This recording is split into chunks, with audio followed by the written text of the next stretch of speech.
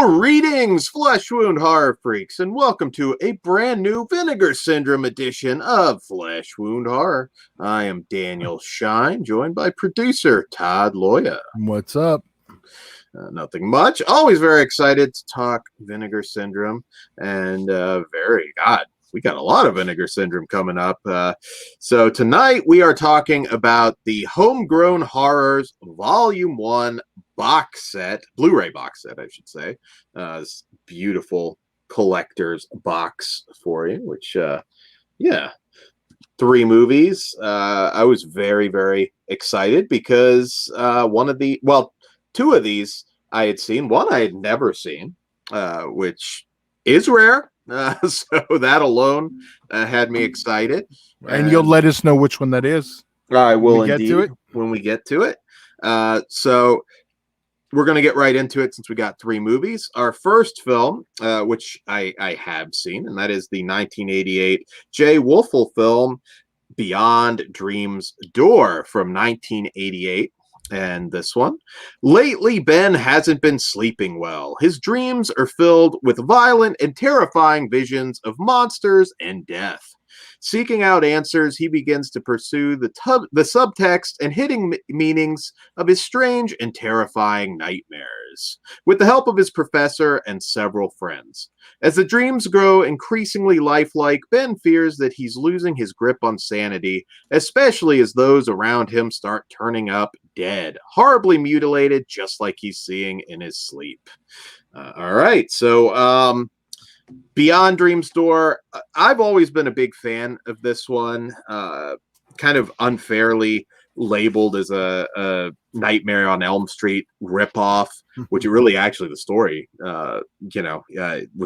goes back further than that. The director had worked on this a long time, which is kind of a theme of this box set. A lot of these are regional horror films shot on low budgets. I always thought this one, though, was quite impressive for the limited means that they had.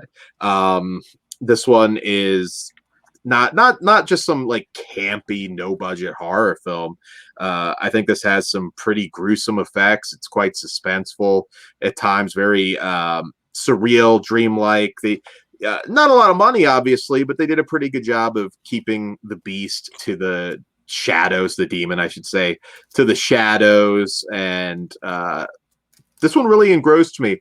I was really engrossed by it, I should say. A lot of films at this level sometimes suffer from less than stellar acting. I thought everybody did a fine job here. A lot of one and done people on these films, but this one, I think everybody pretty much answered the call. Like I said, surprisingly suspenseful. What did you think of Beyond Dream's Door, Todd? This is a 80s horror flick that I don't believe I have ever discussed on a podcast. Yeah, barely. It's 89, but yeah, it does count. I know it was, before that, but I think you like this one more than me. While I do enjoy it, and I have the old DVD. I think it looks beautiful. Oh God, it's a cool little film, but I'm not in love with it. I know it's got its audience. I would say it's 100% worth watching. I don't really know how to describe it exactly, because I know you said the Nightmare on Elm Street thing. Yeah, very dreamlike, very eerie. Doesn't just rely on jump scares and practical effects. Closer to something like Phantasm than a Nightmare on Elm Street. I would agree with that. Yeah, I think the tone is more Phantasm. It's just, I don't know. This is one I've heard several people refer to as a Nightmare on Elm Street knockoff in the past. But I do think it's not my favorite of the box. I'll start there. Maybe. Okay, that's interesting. But we'll get it. We'll get it. I will say this. I don't know if I'm tipping my hat. It's the best film of the box. Maybe not my favorite, but the best film of the box. Best made film of the box. I really like this one. Every time I come back to it, the DVD was actually pretty stacked back in the day. Of course, Vinegar Syndrome always outdoes themselves. This one, by the way, was an Ohio production. And the director took this to Cannes and talked to Lloyd Kaufman at one point, talked to the director of Orgy of the Dead, a good Ed Wood favorite. And obviously there's a lot of H.P. Lovecraft influence in this one.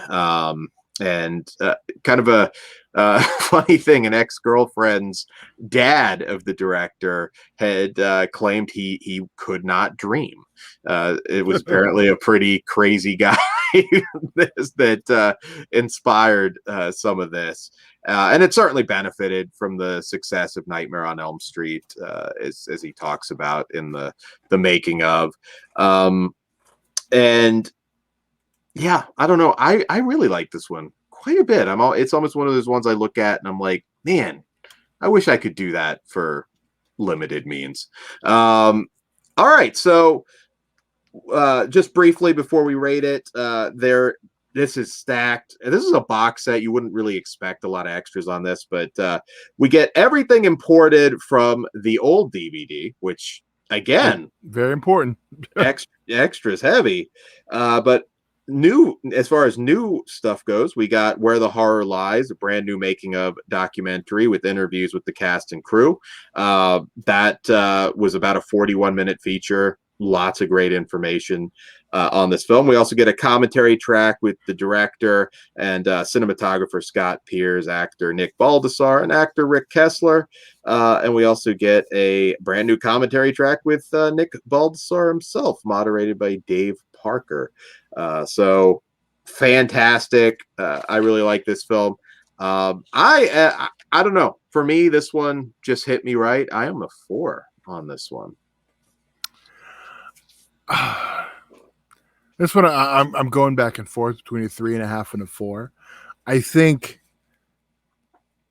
oh geez, it's like I said, this one, it just not my favorite of the box, but it is the best made film.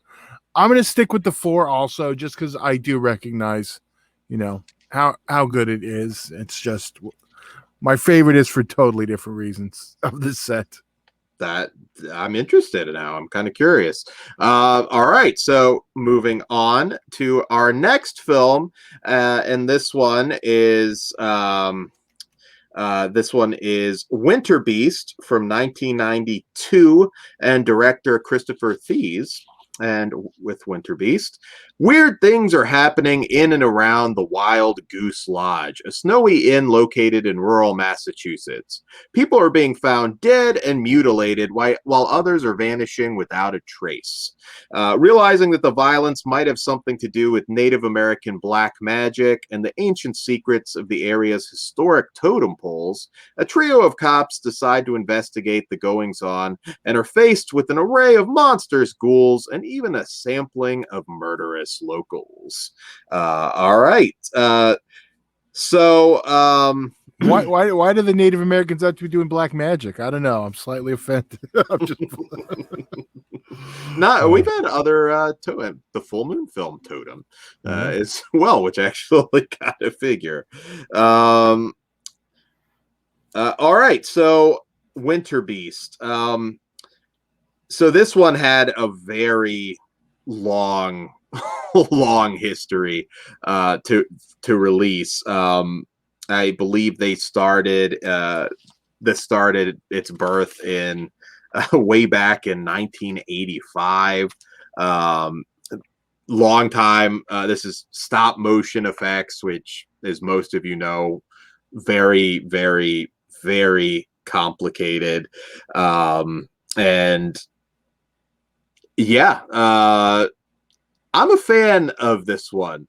Is this a good film? No. This one definitely more so than Beyond Dream's Door shows its limitations. The acting certainly is not as good, but there's a charm with Winterbeast.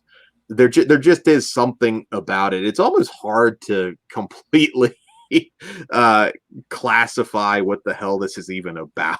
It's one of those, but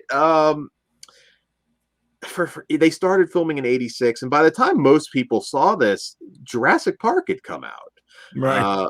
So they became the effects became certainly dated by that point, but I'll tell you, I still love it. I still love the fact that we stop motion effects. That it's better than a lot of CGI that I've seen, and honestly, considering the extremely Well, low budgets, it's pretty solid stop motion. I'm gonna say this would be the asylum of stop motion if I'm being 100% honest. You didn't like stop motion Groot? I thought stop motion Groot was cool. I didn't say I didn't like it, but I'm saying like this is like low end. I mean, like I said, this would be the asylum of stop motion, which even at that, I'd much rather see this than that. If you know what I mean. But Yeah. it is definitely a lower end, stop motion, but again, still great. To pop for like the relic that I swear to God was a dildo. And that's what it looked like when he had the thing. There's a lot of things here. I mean, you get random kill scenes that don't even really quite fit. I mean, again, this was like 5 years or so that they made this, so sometimes it is what it is. The editing, like there's one point where a waiter gets knocked to the ground by nothing, and then in the next shot he's standing up and fine. Lot of little things like that, but I don't know. It didn't hurt me. Some of the dialogue. I'm no homosexual, pal, but I did know a lesbian once with a similar tattoo to yours.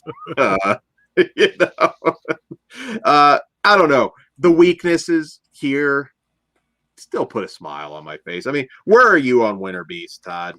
Yeah, I mean everything you said. Like I had a really good time with this one. It's just schlocky enough. I know the one of the posters is Northern Exposure meets Evil Dead, which I think to make that people younger people, that'd be more like Twin Peaks meets Evil Dead, because Northern Exposure is kind of a dated show that most people probably don't. that was the shit back. I'm not saying it wasn't a great show. I actually never watched that one, but I knew a lot of people that loved it. Oh, it was a good show, but I'm just saying I'm trying to update the reference so people get it. Everyone knows Twin Peaks still, I think. There you go. Versus Northern Exposure. But if that's streaming anywhere, I'm going to look right now. I haven't seen anybody airing repeats of Northern Exposure. It used to be, I think, maybe TBS or WGN or something used to play it all the time. Well, no one really does repeats in it. Yeah, I can't find it. Jeez. Huh. Well, there's 6 seasons. Yeah. I'm trying to see if it's anywhere. I'm checking Decider. They normally have a good list. Yeah, I'm not streaming anywhere. I wonder who. You'd have to look up who owns it. You know what? CBS developing. Oh, that was years ago. It's probably something that'll end up on Paramount Plus. So there you go. Yeah, I'd hopefully be curious to check that, because, like I said, that was one show I just for whatever reason never watched. Yeah. And this does have a few moments where one of the villains does this sort of creepy dance to this children's music. There are moments where it kind of comes to life a bit, although this film is never boring by any means. And this one, it has a nice short runtime too. It doesn't overstay its welcome. Yeah, which is important. Yeah, which will make the next one interesting. So before we rate it, once again, stacked extras. I mean, my God, we get Sweat and Persistence, an interview with producer Mark Frizzell that runs 27 minutes, really dives into getting his movie education in 1970s Massachusetts, which was pretty hard. Talks the obvious Ray Harryhausen influence, and great little piece. A lot of these extras, even if you dislike these films, they'll make you appreciate them more. Because again, this is a guy who tried. I get it, and it's really cool to check these out. There's also, I saw it in a dream, an interview with actor Charles Machka that runs 11 minutes. He played Charlie Perkins. My first career actor, David Machka, 14 minutes. This one runs approximately. and talks a little bit about the spur of the moment filming that they had to do. We also get So Bad It's Good, an interview with actress Dory Mae Kelly, who talks her early murder mystery theater work, some of the stop motion at the time. This runs at 10 minutes. Then we get, again, tons of extras. He wears sunglasses at night, an interview with Mike Magri that runs 14 minutes. He says the iconic lesbian line. And one that I really genuinely enjoyed, a movie for filmmakers, an interview with Simon Barrett that runs 18 minutes, and he talks about his ma and pop video store experience and kind of falling in love with this movie. So kind of interesting to see a guy who's kind of made it talk about this. And we also get archival interviews. Honestly, with this one, there's just too much to read. I'm just going to say it is stacked to the gild. I think I covered most of it there. And also a commentary, 2 commentary tracks. and it goes without saying, it's another great looking Vinegar Syndrome release too. Best. Absolutely. No one's going to do this better looking quality wise. No. Again, that's across the board. Spoiler, I'm going to say the same thing on the next one. Yes. So Todd, what do you rate Winterbeast? It's one, like, entertainment wise, I'd say 4, but it's not a 4 movie. I'm going to be realistic and keep it at a 3. Yeah, I'm realistic too. I'm at a 3, but I do really like this movie. This one, it's just fun. Inept at times, but again, fun, and it all kind of works for it. So I don't hold it against this one. All right, so that was Winterbeast, and our last film of the evening, which this is the one that I have never seen. I never know for sure sometimes until I pop it in and my memory's jarred, but never actually saw this one. I believe, in fact, that this was very hard to come by because it's never been officially released on disc. So this is Fatal Exam from director Jack Snyder, and this one from St. Louis, Missouri. So this one, a group of college students have been given a very unusual assignment: spend the night inside of a supposedly haunted house as a part of their studies into supernatural and occult. God damn, I wish I had that in college. Although the ragtag team of collegiates would much rather party and get stoned than look for ghosts, it's not long before unexplained events begin to occur. Initially suspecting that some of their classmates might be playing a practical joke, their fears are proven very real when someone or something dressed in robes and carrying a scythe starts bumping them off one by one. All right. So kind of contrasting this one also has some acting issues, which I think for a lot of these, sometimes you can overlook it, sometimes you can't. So I would say this will kind of appeal to fans of like ghost hunter, paranormal type shows. For sure. Maybe even more so, I think, than slasher fans. There's a lot of kind of monotone performances, particularly from the teacher. You can play a drinking game with how many times one character brings up the head on the coffee table. You will be completely shit-faced by the end of this movie. I thought it was quite funny. Biggest issue with this one is it clocks in at close to 2 hours, and that's just way too long. But yet at the same time, I will say this one's got a pretty decent storyline, which sometimes, again, some of these no-budget films, it's just like, oh, let's just rip off Evil Dead or Texas Chainsaw Massacre, or what have you, and they just do it so poorly it's hard to watch. This one at least had a pretty solid story for me, and some quotable lines, some ridiculously old college students too, which Wait. The coolest guys ever, right there. And there I'm just you going to go. say this right now, Vinegar Syndrome. Those aren't the oldest looking ones. No, I'm just going to say this right now. Vinegar Syndrome, if you do not have the Teacher's Pet t-shirt available on the halfway to Black Friday sale tomorrow, you're missing an opportunity. This could be this sale's pajamas from it's escaping me. Don't Panic. Yeah, I want to see that Teacher's Pet shirt.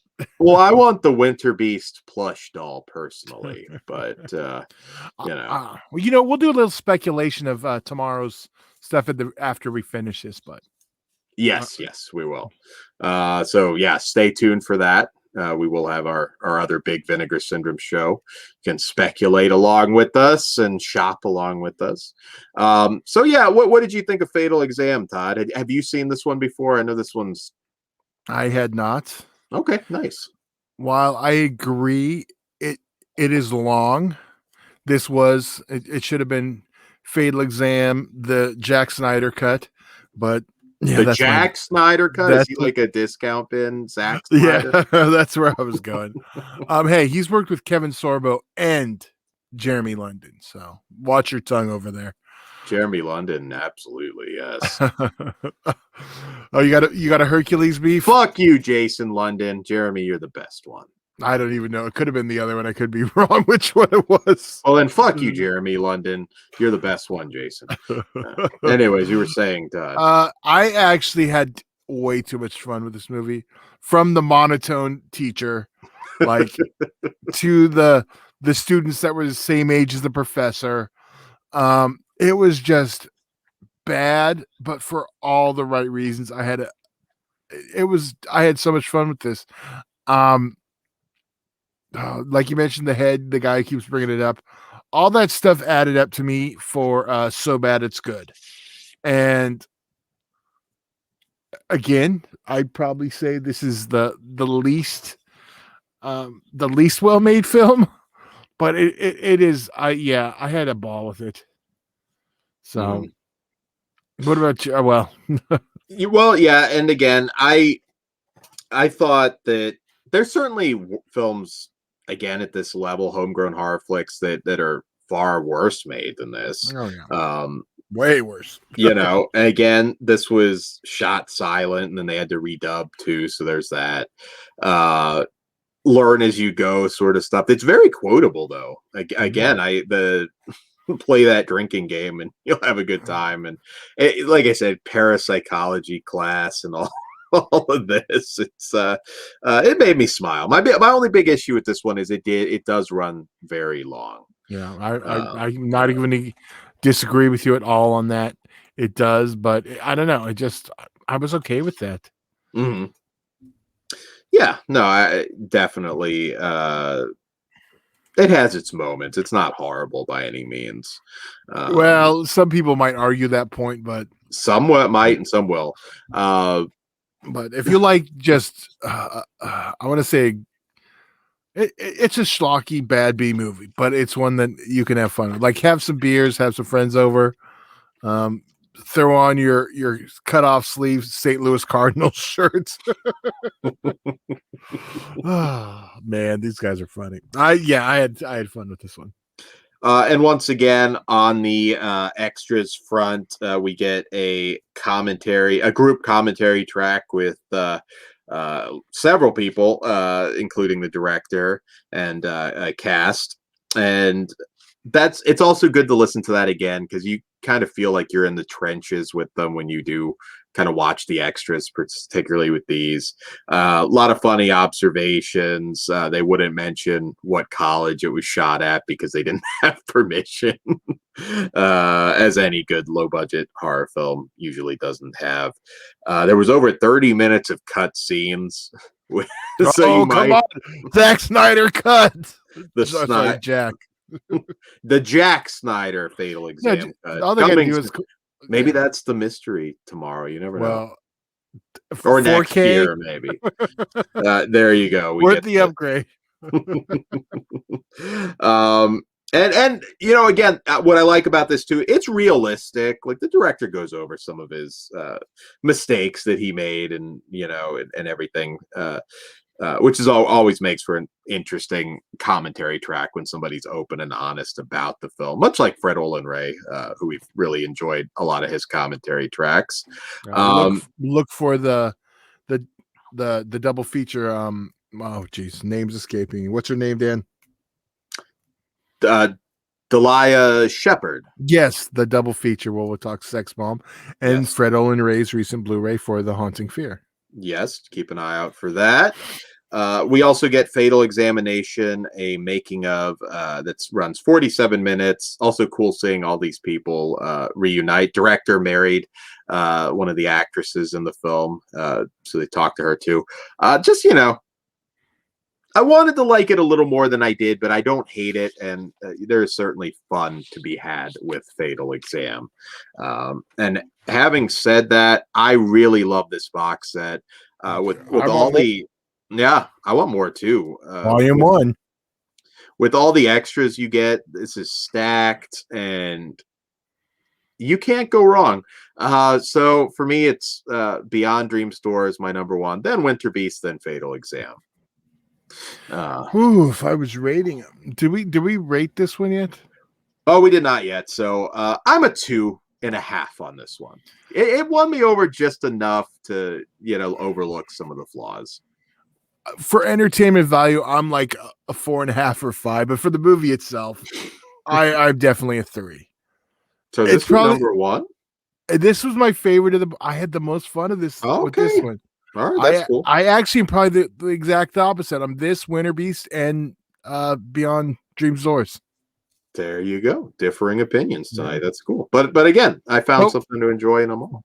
But we both agree Winterbeast is dead in the middle.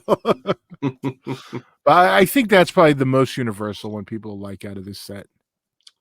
Yeah, maybe. I actually probably agree with you. I think Winterbeast is gonna. I mean, Beyond Dream Store has always been somewhat popular. Winterbeast, I think, is going to get a lot more eyeballs. I think it's one of those bad movies a lot of people are going to like. Yeah. So I tend to agree with that. So yeah, guys, fantastic. Pick this up. It's a great set. And as always, Vinegar Syndrome does a stellar job. And on that note, Todd, if you have any closing thoughts before we real quick, since we're going to do it tomorrow, and I know we're not going to have a lot of time before the sale goes live. I did want to go over the confirmations of what we're getting for the halfway to Black Friday. We have Surf 2, the Cardona Collection Volume 1, Televised Terror Volume 1. I'm looking forward to that one. Did they announce what was in that? I don't remember. They did. They released the covers, and I can't think of them off the top of my head. Are You in the House Alone? I know is one of them. Oh, nice. I like that. So, of course, the VSU released the 6-string Samurai. Then we have 2 VSAs, and this is what it's saying.